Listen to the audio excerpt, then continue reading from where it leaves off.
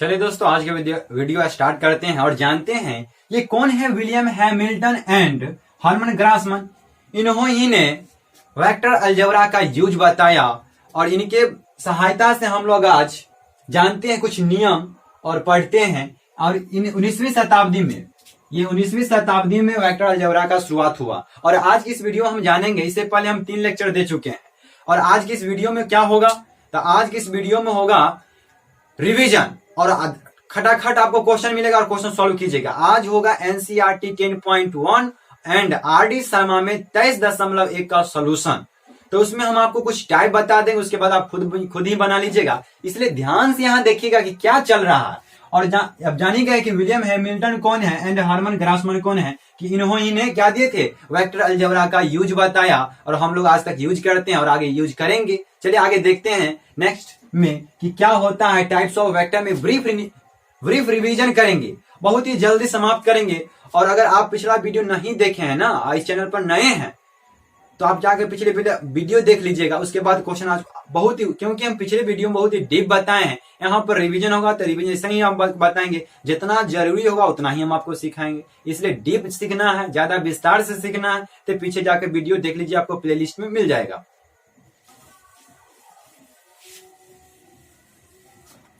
चलिए जानते हैं। सबसे पहले नंबर में ले लेते हैं रिवीजन के लिए शून्य सदिश, नल वेक्टर। कौन सा सदिश? शून्य सदिश की जीरो वेक्टर भी बोलते हैं। कौन सा सदिश बोलते हैं? जीरो वेक्टर हिंदी में बोलते हैं शून्य सदिश। क्या होता है शून्य सदिश? क्या होता है आप जानते हैं और जान लीजिए अभी भी कि वैसा सदिश जिसका मैग्नीट्यूड कितना हो? जीरो हो। मैग्नीट्यूड कितना? जीरो हो, उसे कौन सा सदिश बोलते हैं? जीरो वेक्टर या नल वेक्टर बोलते हैं। दूसरा परिभाषा, वैसा सदिश जिसका प्रारंभिक बिंदु एवं अंतिम बिंदु दोनों एक ही जगह हो, उसे क्या कहते हैं? दोनों बिंदु क्या हो? एक ही जगह, उसे कौन सा सदिश? शून्य सदिश कहेंगे। इसे जीरो वेक्टर से सूचित किया जाता है, या ए vector, B vector, C vector. यानी जब दोनों सेम मिले तो कौन सा सदिश? शून्य सदिश। जब दोनों सेम मिले तो शून्य सदिश। अच्छा, दोनों सेम में दोनों का मतलब क्या? जैसे मान लेते ए वेक्टर है तो इसमें इस ए का मतलब क्या और इस ए का मतलब क्या है? तो इस ए का मतलब होता है इनिशियल पॉइंट। कौन सा पॉइंट? Initial point. और ये जो ए है इसका मतलब होता है टर्मिनल पॉइंट। टर्मिनल पॉइंट इसको बोलते हैं हेड भी बोल सकते हैं। क्या बोलेंगे? हेड। और इसको टेल भी बोल सकते हैं। तो ये दोनों अगर जब सेम रहे तो कौन सा सदिश? शून्य सदिश। दोनों सेम रहे तो शून्य सदिश। इसका नाम में जानेंगे कि ये ए का मतलब क्या है और इस ए का मतलब क्या है। इस ए का मतलब इनिशियल पॉइंट, और इसको दूसरा नाम हेड भी बोल सकते हैं या स्टार्टिंग पॉइंट भी बोल सकते हैं, और इसको फाइनल पॉइंट भी बोल सकते हैं, टर्मिनल पॉइंट बोल सकते हैं, टेल बोल सकते हैं। और शून्य सदिश को किसी भी दिशा में मान सकते हैं। इसका दिशा निर्धारित किया नहीं जा सकता, यानी किसी भी दिशा में आप ले सकते हैं इसको, शून्य सदिश को। चलिए आगे बढ़ते हैं और अगला परिभाषा देखते हैं यूनिट वेक्टर का। किसका देखते हैं? Unit vector. यूनिट वेक्टर क्या होता है? यूनिट वेक्टर का हिंदी नाम होता है मात्रक सदिश या इकाई सदिश। क्या होता है? मात्रक सदिश या इकाई सदिश होता है। 2 नंबर में है यूनिट वेक्टर। यूनिट वेक्टर का हिंदी होता है मात्रक सदिश, मात्रक सदिश या इकाई सदिश। इकाई सदिश।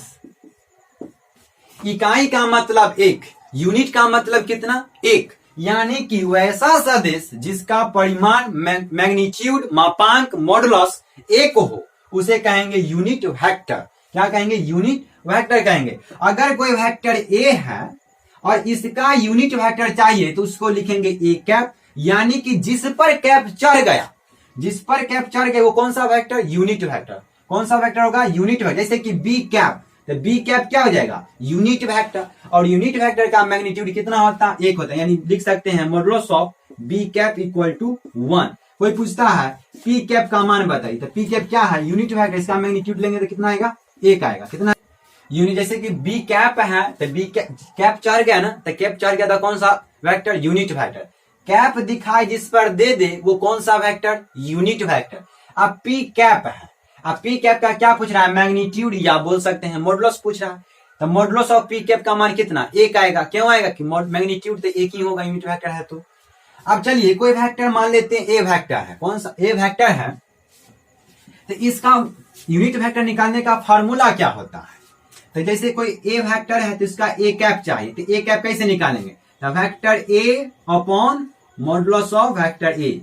इसका बहुत एक सिंपल तरीका, आप कैसे लिखिएगा, जैसे कि बी कैप चाहिए तो बी कैप निकालने का बहुत ही सिंपल तरीका है कि बी कैप का बी वेक्टर लिख लीजिए ऊपर बी वेक्टर, और इसका मैग्नीट्यूड से भाग दे देंगे, तो मैग्नीट्यूड ऑफ वी वेक्टर या मॉडुलस ऑफ वी वेक्टर से भाग कर देंगे। जैसे आप बताइए, आपके लिए क्वेश्चन है, अगर हमको चाहिए सी कैप, इसका कैसे फॉर्मूला लिखेंगे, C vector upon modulus of C vector. ठीक है, आपको अगला नेक्स्ट वीडियो में हम सिखाएंगे कि मैग्नीट्यूड कैसे निकालते हैं, पोजीशन वेक्टर कैसे निकालते हैं, addition law, triangle law, parallelogram law, बहुत सारा सिखाएंगे नेक्स्ट वीडियो में, इसलिए आप बने रहिए लगातार। हम आपको पूरा वेक्टर सिखाएंगे, 3D सिखाएंगे, इसके बाद कैलकुलस चालू करेंगे, लगातार सीरीज चलेगा। इसके बाद हम हो सकता है 1-2 दिन में 11th का भी टॉपिक डालने लगे, फर्स्ट नंबर चैप्टर से सेट चैप्टर चालू कर देंगे। ठीक है, इसीलिए आप लोग लगातार बने रहिए इस चैनल पर, हम आपको रोज दिन वीडियो देंगे। आप फॉर्मूला लिखना सीख गया, चलिए एक फॉर्मूला और बताइए, डी कैप का बताइए। डी कैप का क्या हो जाएगा, D vector upon modulus of D vector, यानी कि जो भी वेक्टर का क्या चाहिए, यूनिट वेक्टर चाहिए, तो उसको क्या करें, उस वेक्टर में उसके मैग्नीट्यूड से भाग कर देंगे, तो क्या निकल जाएगा, यूनिट वेक्टर निकल जाएगा। यूनिट वेक्टर में और होता है आई कैप, जे कैप और के कैप। ये क्या होता है, आई कैप एक इकाई सदिश है जो एक्स अक्ष की दिशा को बतलाता है। जे कैप क्या है, जे कैप एक इकाई सदिश है जो वाई अक्ष की दिशा को बदलाता है। के कैप इकाई सदिश है जो जेड अक्ष की दिशा को बदलाता है। जैसे लिखा रहेगा 5i कैप, तो इसका मतलब क्या है कि 5 इकाई आपको किस दिशा में चलना है, तो आई कैप का मतलब एक्स अक्ष की दिशा, यानी एक्स अक्ष की दिशा में आपको 5 इकाई चलना है। उस प्रकार इसी प्रकार से लिख सकता है 7j कैप, इसका मतलब क्या हुआ कि जे कैप का मतलब वाई एक्सिस होता है, यानी वाई एक्सिस की दिशा को बतलाता है। तो 7 इकाई दूरी तय करना है या चलना है किस दिशा में, वाई अक्ष की दिशा में। इसी प्रकार से लिख देता है 8k कैप, तो इसका मतलब क्या है, 8 इकाई जेड अक्ष की दिशा में चलना है।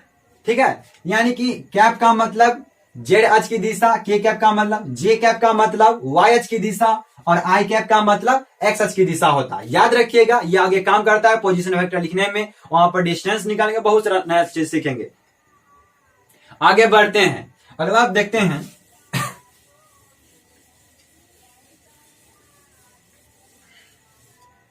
आगे देखते हैं इक्वल वेक्टर। इक्वल वेक्टर किसे कहेंगे, इक्वल वेक्टर किसे कहेंगे, समान सदिश। समान सदिश किसे कहेंगे, दो सदिश वेक्टर ए तथा वेक्टर बी को समान सदिश कहेंगे यदि पहला कंडीशन उसका मैग्नीट्यूड सेम, मैग्नीट्यूड परिमाण समान हो, मैग्नीट्यूड सेम मैग्नीट्यूड, यानी कि मॉडुलस का मान क्या होना चाहिए, मॉडुलस,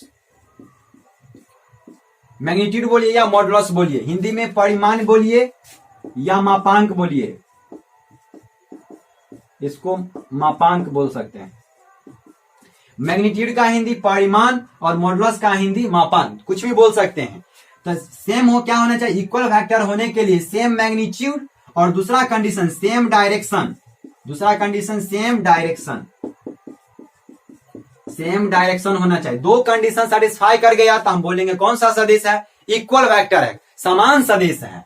इक्वल वेक्टर होने के लिए क्या होना चाहिए, सेम मैग्नीट्यूड, यानी कि परिमाण समान होना चाहिए, मापांक समान होना चाहिए, मॉडुलस सेम होना चाहिए, और क्या होना चाहिए, दूसरा बात सेम डायरेक्शन, यानी इसका डायरेक्शन भी क्या होना चाहिए, सेम होना चाहिए, डायरेक्शन भी सेम और मैग्नीट्यूड भी सेम। तो हम बोलेंगे कौन सा सदिश, इक्वल वेक्टर बोलेंगे, समान सदिश बोलेंगे।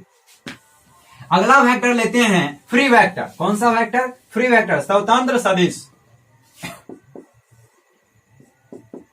फ्री वेक्टर, फ्री वेक्टर में होता है, इसको हिंदी में बोलते हैं स्वतंत्र सदिश। स्वतंत्र सदिश क्या होता है? तो a free vector is free to move maintaining its direction and magnitude। यानी बोला क्या है कि फ्री वेक्टर जो है फ्री है किसके लिए? टू मूव, एक जगह से दूसरे जगह जाने के लिए। लेकिन कंडीशन क्या दे दिया कि उसका मैग्नीट्यूड और डायरेक्शन क्या होना नहीं बदलना चाहिए। कहता है maintaining its direction and magnitude, यानी कि कोई वेक्टर, जैसे मान लेते हैं यहां पर कोई वेक्टर है, ये P है और यहां पर मान लेते हैं Q है, इसका जो है 5 यूनिट मैग्नीट्यूड है और इस डायरेक्शन जो है मान लेते हैं पूर्व दिशा में इसका डायरेक्शन अभी। तो ये यहां से उठ के मान लेते हैं यहां पर आ गया, तो यहां पर आ गया तो इसका भी अभी भी मैग्नीट्यूड कितना होगा? 5 यूनिट ही होगा, क्योंकि मैग्नीट्यूड चेंज नहीं होना चाहिए। और दिशा क्या होगा? पूरब की ओर ही होगा।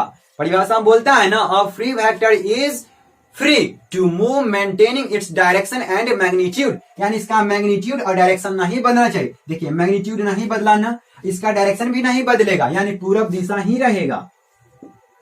जैसे दूसरा मान लेते हैं एग्जांपल, यहां पर ये कोई वेक्टर है, ये A है और ये B है, ये मान लेते हैं 10 यूनिट है, कितना है? 10, और ये नॉर्थ ईस्ट की दिशा को दिखा रहा है। तो इसको हम क्या कर सकते हैं? इसको हम आगे भी ले जा सकते हैं, जैसे कि यहां पर भी ला सकते हैं। ये 10 यूनिट ही रहेगा और नॉर्थ ईस्ट का ही दिशा रहेगा, ठीक है। और पॉइंट जो है वही पॉइंट भी रहेगा A और B। इसको पीछे भी ला सकते हैं, इसको यहां पर पीछे भी ला सकते हैं। ये 10 यूनिट और नॉर्थ ईस्ट की दिशा, पॉइंट A और B, यानी इसी बात को हम यहां भी ले आए हैं, इसी बात को हम यहां पर भी लाए हैं। इसको ऊपर भी मूव कर सकते हैं, इसको ऊपर भी, ये क्या रहेगा? 10 यूनिट ही रहेगा, नॉर्थ ईस्ट का दिशा रहेगा, पॉइंट A है, पॉइंट B है। इसको नीचे भी ला सकते हैं, इसको नीचे भी ला सकते हैं। ये 10 यूनिट रहेगा, नॉर्थ ईस्ट का दिशा रहेगा, पॉइंट A और B। यानी कि ये जो वेक्टर है इसको हम आगे भी ले जा सकते हैं, पीछे ऊपर नीचे, आगे पीछे ऊपर नीचे। एक फ्री वेक्टर को जहां मन वहां ले जा सकते हैं, वो फ्री है, वो इसको बोलते हैं चलने वाला वेक्टर। कौन सा वेक्टर? ये चलता है वेक्टर, ठीक है, एक जगह से दूसरी जगह चलने वाला वेक्टर। यानी कि जब वेक्टर बहुत ही जगह रखा, एक जगह से दूसरी जगह ले जाना हो तो किसको याद करेंगे? फ्री वेक्टर को। जब वेक्टर को एक जगह से दूसरी जगह ले जाना हो तो फ्री वेक्टर को याद करेंगे, स्वतंत्र सदिश को याद कर लेंगे। ये एक जगह से दूसरी जगह जाने के लिए तैयार, यानी चलने वाला वेक्टर है ये। चलिए अगला परिभाषा देखते हैं। परिभाषा कोप्लेनर। कोप्लेनर क्या होता है? कोप्लेनर वेक्टर, कोप्लेनर वेक्टर क्या होता है? इसका हिंदी होता है समतलीय सदिश, समतलीय सदिश या एक तलीय सदिश।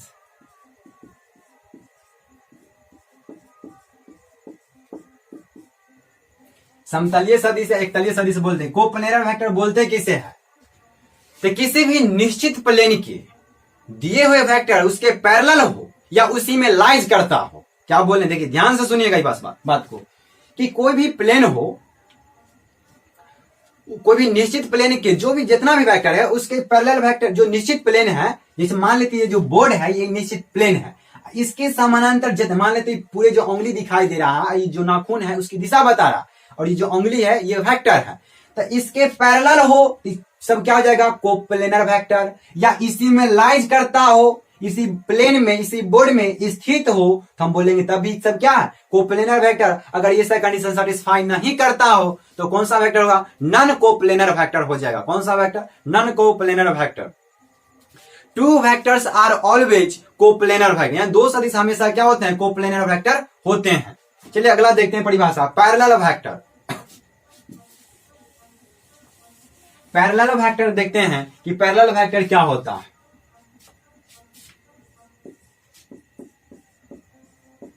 पैरेलल वेक्टर इसको बोलते हैं हिंदी में समांतर सदिश। समांतर सदिश वैसा सदिश जो एक दूसरे के समांतर हो तथा दिशा सेम हो। क्या बोलता है? एक दूसरे के समांतर हो और सेम डायरेक्शन हो, समांतर हो और सेम डायरेक्शन हो, तो बोलेंगे कौन सा वेक्टर? पैरेलल वेक्टर और मैग्नीट्यूड कुछ भी हो, मैग्नीट्यूड से फर्क नहीं पड़ता। यानी कि समांतर सदिश होने के लिए एक दूसरे के क्या होना चाहिए, पैरेलल होना चाहिए और सेम डायरेक्शन होना चाहिए, सेम डायरेक्शन होना चाहिए, मैग्नीट्यूड से फर्क नहीं पड़ता है।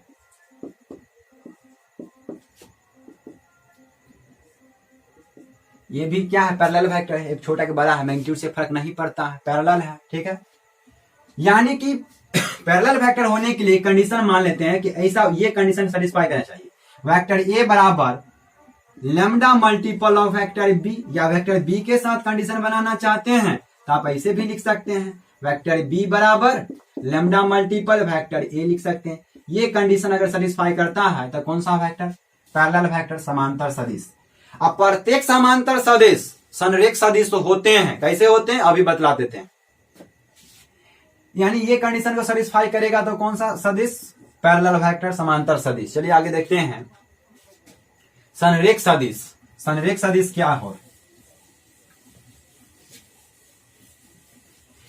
संरेख सदिश का इंग्लिश होता है कोलिनियर वेक्टर। क्या होता है, कोलिनियर वेक्टर, कोलिनियर वेक्टर, संरेख सदिश।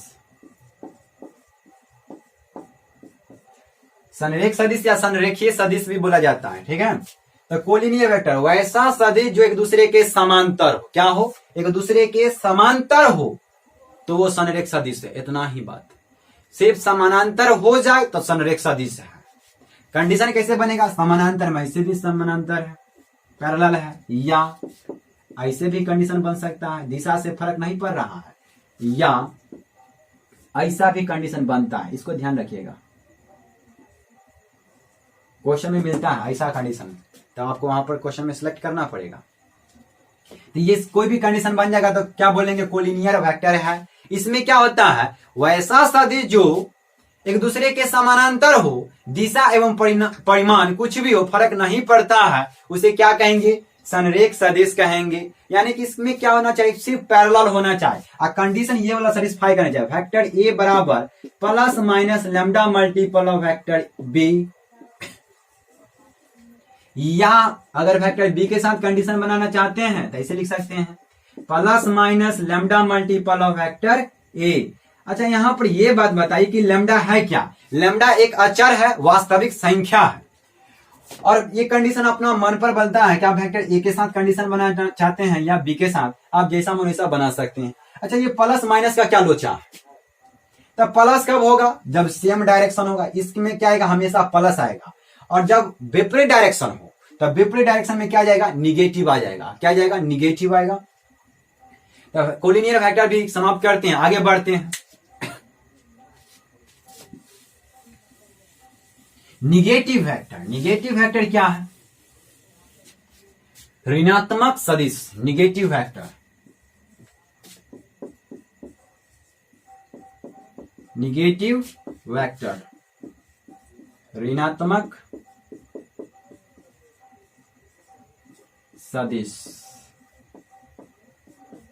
ऋणात्मक सदिश क्या होता है, तो वैसा सदिश जिसका परिमाण समान हो, मैग्नीट्यूड सेम हो, लेकिन डायरेक्शन अपोजिट हो। जैसे देख लेते हैं, ये दो वेक्टर मान लेते हैं, इसका परिमाण सेम लग रहा है ना, दोनों का लंबाई सेम होना चाहिए, सेम है। यहां पर मान लेते हैं पॉइंट ए है, यहां पर पॉइंट बी, यहां पर पॉइंट क्या है, बी है, और यहां पर ए है। तो यहां पर इसका जो लिखेंगे मैग्नीट्यूड सेम है, तो इसको लिखने का तरीका होगा कि ए बी वेक्टर जो है मैग्नीट्यूड सेम वाला में लिख सकते हैं, ये माइनस क्या है, बी ए वेक्टर, क्या है, माइनस बी ए वेक्टर है। ये कंडीशन बनेगा। यानी देखिए, जब भी आपको इसको लड़ देते हैं तो ऐसा लिखना। जैसे मान लेते हैं यहां पर दूसरा एग्जांपल, पी क्यू वेक्टर है, आप इसको निगेटिव वेक्टर बनाना चाहते हैं, इसका निगेटिव वेक्टर क्या होगा, तो माइनस, दोनों का स्थान बदल दीजिए, क्यू पी वेक्टर, इसका निगेटिव वेक्टर, यानी पी क्यू का negative vector minus Q P, यानी क्यू पी वेक्टर होगा, डायरेक्ट क्यू पी वेक्टर। अगर आपको यहां पर देखिएगा, और बात बताते हैं कि माइनस मान लेते हैं सी डी वेक्टर है माइनस में, तो आप इसको क्या लिख सकते हैं, आप जब दोनों का स्थान बदलेगा तो माइनस क्या हो जाएगा, खत्म हो जाएगा, यानी कि लिख सकते हैं डीसी वेक्टर। क्या लिख सकते हैं, डीसी वेक्टर, आप ऐसे बदल सकते हैं। ठीक है, तो मैग्नीट्यूड सिंबल हम आप ऐसे कर सकते हैं। आप एक बात बताइए, कमेंट करके बताइए कौन सा सही है कौन गलत है। ठीक है, आपको हम 3 क्वेश्चन ऑप्शन देते हैं, यानी तीनों में से कौन सही है कौन गलत है, या तीनों सही या तीनों गलत है, आपको बतलाना है। कमेंट करके बताइएगा इसको। कि मान लेते हैं कोई अदर वेक्टर है, आर टी मान लेते हैं वेक्टर है, क्या पहला सही है, टी आर वेक्टर, दूसरा क्या, यानी कौन क्या होगा आप बताइए ऑप्शन कमेंट करके। और तीसरा है आर टी वेक्टर। तीनों में से कौन सही है कौन गलत है, ये आपको कमेंट करके बतलाना है। देखते हैं आप कितना जानते हैं कितना सीखे हैं। ठीक है, तो निगेटिव वेक्टर में क्या होता है, वैसा सदिश जिसका मैग्नीट्यूड यानी परिमाण सेम हो और दिशा क्या हो, विपरीत हो, अपोजिट हो, उसे बोलेंगे निगेटिव वेक्टर। यानी कि आपको 10 किलोमीटर पॉजिटिव डायरेक्शन में चलना है तो 10 किलोमीटर पॉजिटिव डायरेक्शन में नहीं चल गए, 10 किलोमीटर डायरेक्शन निगेटिव डायरेक्शन में चलते हैं तो निगेटिव वेक्टर, यानी जो कहा गया उसका जस्ट उल्टा कर रहे हैं तो निगेटिव वेक्टर का एग्जांपल है।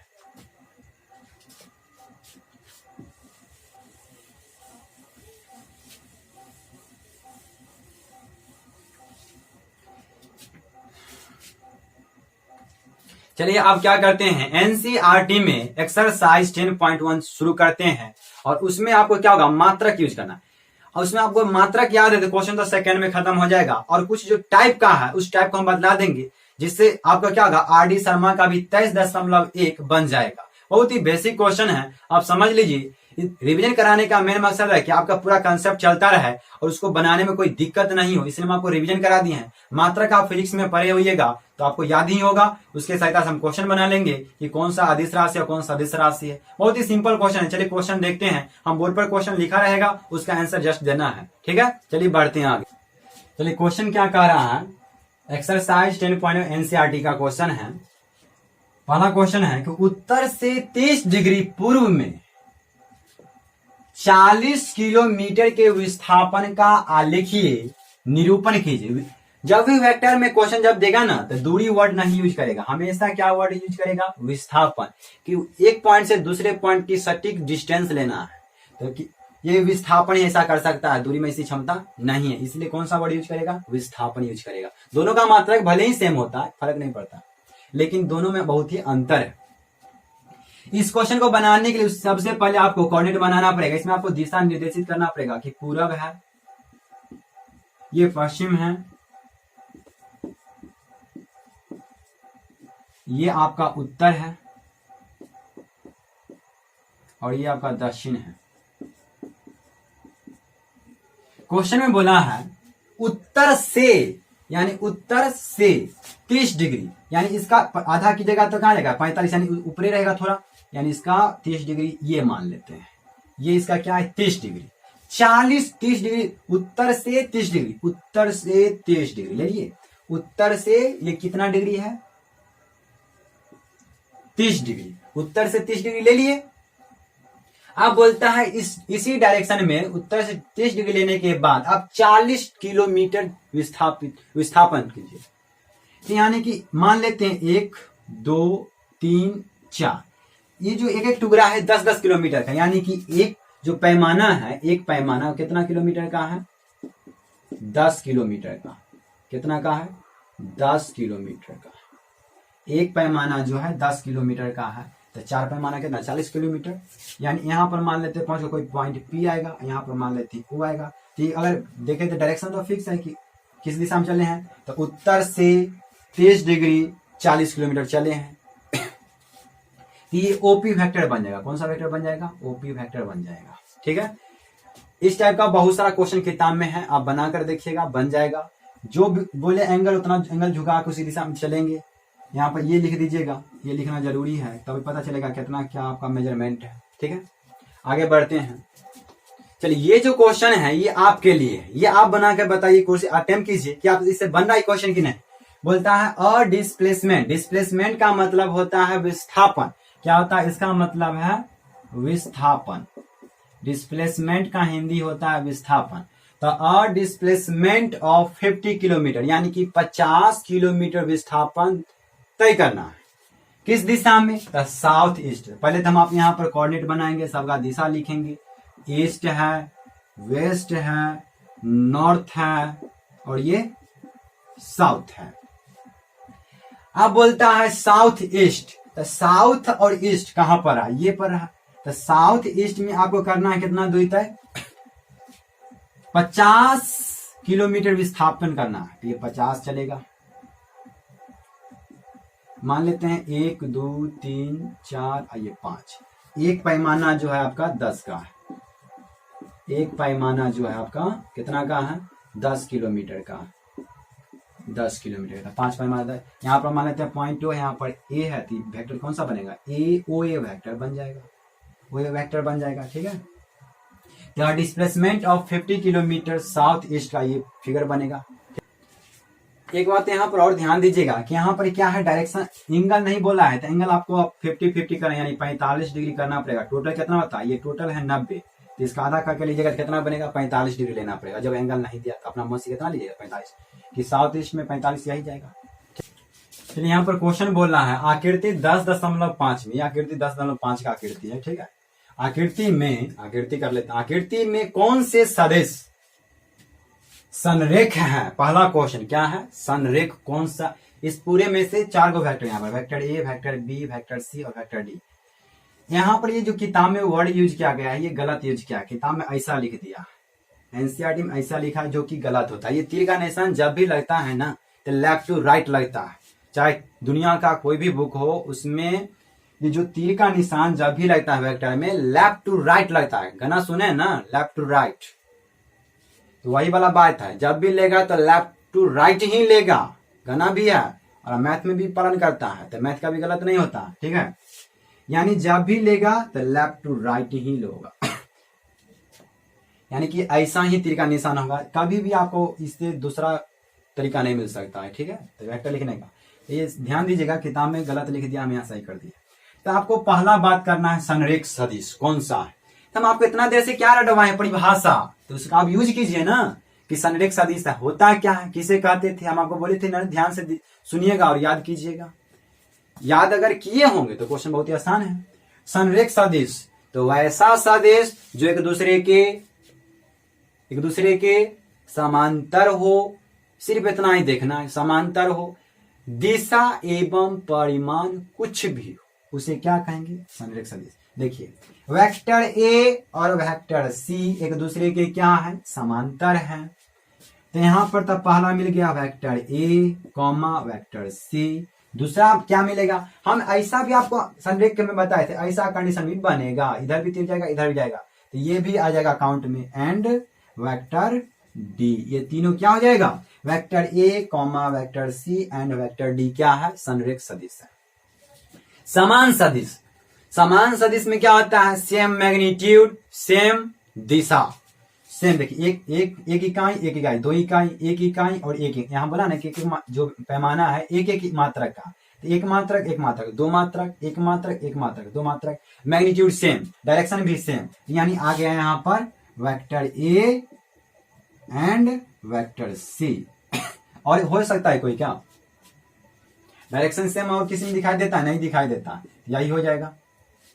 सह आदिम सदिश किसे कहते हैं? को इनिशियल वेक्टर। को इनिशियल वेक्टर उसे कहते हैं जिसका शुरुआती बिंदु, प्रारंभिक बिंदु एक ही जगह हो। वे सभी सदिश जिसका प्रारंभिक बिंदु एक ही जगह हो उसे सह आदिम सदिश कहते हैं, को इनिशियल वेक्टर कहते हैं। और को टर्मिनस वेक्टर यानी संलग्न सदिश, संलग्न सदिश किसे कहेंगे? को टर्मिनस वेक्टर किसे कहेंगे? तो वे सभी सदिश जिसका अंतिम बिंदु एक ही जगह हो उसे को टर्मिनस वेक्टर, संलग्न सदिश कहते हैं। ठीक है।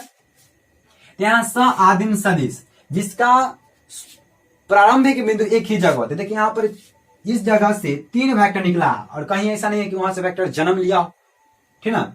यहाँ पर वेक्टर बी, वेक्टर सी और वेक्टर डी क्या हो जाएगा? सह आदिम सदिश। Vector B comma vector C and vector D क्या है? सह आदिम सदिश। समांतर सदिश क्या है? समांतर सदिश बोलता है पैरेलल हो और एक दूसरे के पैरेलल हो और डायरेक्शन भी सेम हो। पैरेलल हो, डायरेक्शन भी सेम हो, पैरेलल हो, एक दूसरे का डायरेक्शन भी सेम हो, डायरेक्शन सेम वाला दो ही बनता है, vector A and vector C. और उसके में दूसरा में कोई में डायरेक्शन सेम है ही नहीं, तो इसलिए समांतर सदिश कौन होगा, vector A and vector C. इसी तरह से आर.डी. शर्मा में भी क्वेश्चन है, बहुत ही अच्छा क्वेश्चन है, हेक्सागोनल पर शायद क्वेश्चन है, तो उसको सॉल्व कर लीजिएगा, बहुत ही अच्छा कीजिएगा, बनाकर देखिएगा। चलिए इस वीडियो में देखते हैं, इसमें बतलाना है चित्र देख के कि कौन सा वेक्टर को, इसमें से कौन कौन वेक्टर ऐसे हैं जो कोलिनियर वेक्टर है। तो कोलिनियर वेक्टर की क्या चाहिए, पैरेलल चाहिए और कुछ नहीं, पैरेलल हो, डायरेक्शन कुछ, मैग्नीट्यूड कुछ भी हो। देखिए वेक्टर ए, इसमें यहाँ देखिए ये और ए, यानी ए बी और ई डी को देखते हैं, तो इसमें वेक्टर ए और वेक्टर डी एक दूसरे के क्या है, समानांतर है। हम बोल सकते हैं vector A comma vector D, इसमें एक रिलेशन निकल गया, क्या है, कोलिनियर है। आगे देखते हैं वेक्टर बी, इसके आगे जस्ट इधर आइए, इधर आएंगे तो कौन मिलेगा, सब बराबर एक दूसरे के सामने सामने। अगर चित्र में अगर आगे पीछे दिखाई दे तो ये एक दूसरे के सब सम्मुख है, एक दूसरे के सामने सामने है। तो वेक्टर बी सामने है वेक्टर एक्स के, तो क्या ये दोनों समानांतर है, समानांतर है तो क्या हो जाएगा, कोलिनियर हो जाएगा, यानी कि vector B and vector X क्या आ जाएगा, कोलिनियर में। और देखते हैं सी और वाई के साथ रिलेशन बन जाएगा, यानी vector C comma vector Y, ये क्या हो जाएगा ये हो जाएगा क्या, कोलिनियर। और कंडीशन बनेगा कोलिनियर में ये से कि वेक्टर एक्स वेक्टर जेड, ये भी बन जाएगा वेक्टर जेड और वेक्टर बी, ये भी बनेगा, समानांतर है तो बनेगा ही। इक्वल वेक्टर, इक्वल वेक्टर में क्या होगा, दिशा क्या होना चाहिए, सेम और मैग्नीट्यूड सेम।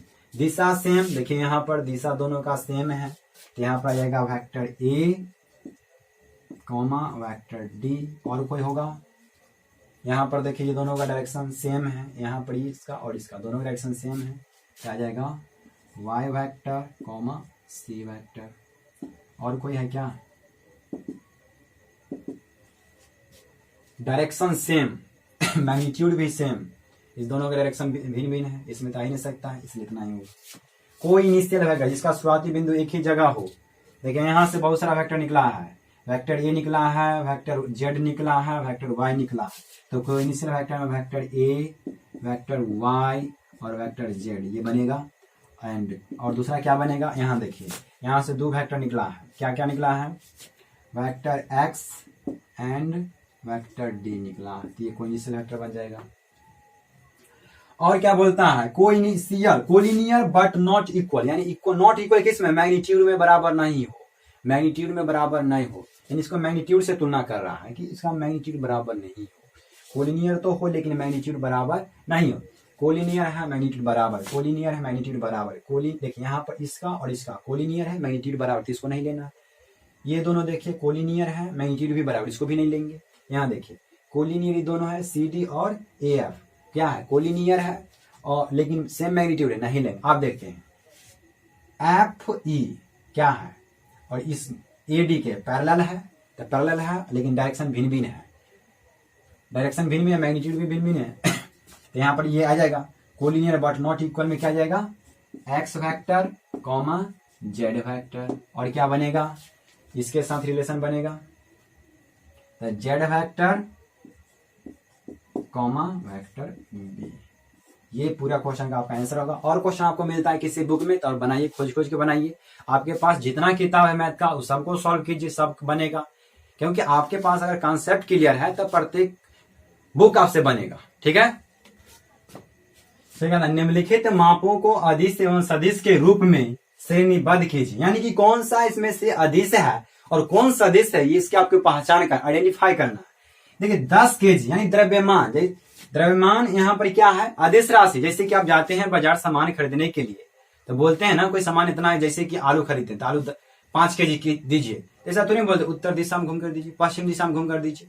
यहाँ पर डायरेक्शन आप नहीं बदलाते, यानी कि डायरेक्ट केजी 10 केजी 20 केजी बोलते हैं, सामान लेते चल देते हैं, डायरेक्शन से फर्क नहीं पड़ता है। तो इसलिए क्या है 10 केजी यानी कि ये द्रव्यमान का मात्रक होता है। द्रव्यमान का मात्रक, द्रव्यमान क्या है, एक अदिश राशि है, पता चल जाता है। जैसे आप सामान लेने गए तो आप वहां डायरेक्शन बोलते हैं, उससे कोई फर्क नहीं पड़ता, कोई किसी भी दिशा में घूमते थे, आपको तो सामान लेने से मतलब है ना। तो इसलिए क्या है, ये द्रव्यमान, द्रव्यमान का मात्रक होने के कारण ये क्या है, ये अदिश है। क्या है, अदिश राशि है। अब यहां पर देखिए 2 मीटर, तो 2 मीटर दूरी, यानी देखिए मैग्नीट्यूड तो है लेकिन दिशा का भी चर्चा कर दिया। देखिए मैग्नीट्यूड तो यहां भी था, मैग्नीट्यूड तो सदिश में भी होता है और अदिश में भी होता है, मैग्नीट्यूड तो दोनों में होता है, लेकिन डायरेक्शन जैसी चलावे तो क्या हो जाएगा, सदिश में जाएगा। डायरेक्शन दे दिया उत्तर पश्चिम, तो उत्तर पश्चिम आने के कारण ये क्या हो जाएगा, सदिश, सदिश हो जाएगा। 40 डिग्री तापमान, 40 डिग्री सेल्सियस, ऐसा जैसे आज का टेम्परेचर कितना है, ऐसा बोलता है पूरब दिशा में इतना है और पश्चिम दिशा में, जैसे पूरब दिशा में 40 डिग्री है, पश्चिम दिशा में जाइएगा तो 70 डिग्री, ऐसा तो नहीं होता। अगर आपके एरिया में तो सब जगह क्या होगा, बराबर होगा, यानी तापमान भी क्या है, डायरेक्शन से फर्क नहीं पड़ता है। तो ये कैसी राशि है, अदिश राशि है, ये अदिश राशि है। 40 वाट, वोल्टता का मात्रक, वोल्टता का मात्रक वाट होता है, ये क्या है, वोल्टता जो है, वाट जो है अदिश राशि है। वोल्टता क्या होता है, अदिश राशि। 10 के पावर -9 कूलम, आवेश का मात्रक कूलम क्या है, अदिश राशि है। 20 मीटर पर सेकेंड स्क्वायर, त्वरण, त्वरण का मात्रक, त्वरण जो होता है, त्वरण का मीटर पर सेकेंड, ये क्या है, त्वरण एक सदिश राशि है। यानी कहते हैं ना, आपको मात्रक याद रहेगा तो क्वेश्चन तुरंत बन जाएगा, बहुत ही सिंपल है।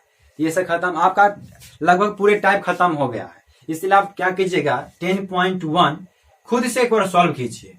अगर उसमें प्रॉब्लम आता है फिर कमेंट कीजिए, हम आपको फिर दोबारा उसमें जो प्रॉब्लम है उस क्वेश्चन को हम दोबारा यहाँ पर डील कर देंगे। नहीं तो क्या होगा, इसके बाद हम 10.1 का कंसेप्ट देंगे, पोजीशन वेक्टर, डायरेक्शन, कोसाइन, बहुत सारा लॉ पढ़ना है, उसके बाद हम आगे बढ़ते ही चला जाएंगे। इसलिए अगर इसमें इस समय 10.1 में कहीं आपको दिक्कत है तो आप जरूर बताइए, क्योंकि वीडियो बहुत लंबा हो चुका है, इतना लंबा नहीं होना चाहिए था। ठीक है, फिर भी क्या कीजिएगा, पढ़ाई वाला चीज है, आप देख लीजिएगा, आपको अच्छा ही लगेगा। ठीक है, तो वीडियो को आप समाप्त करते हैं, कुछ दिन में आपका 11th बैच भी चालू होने वाला है।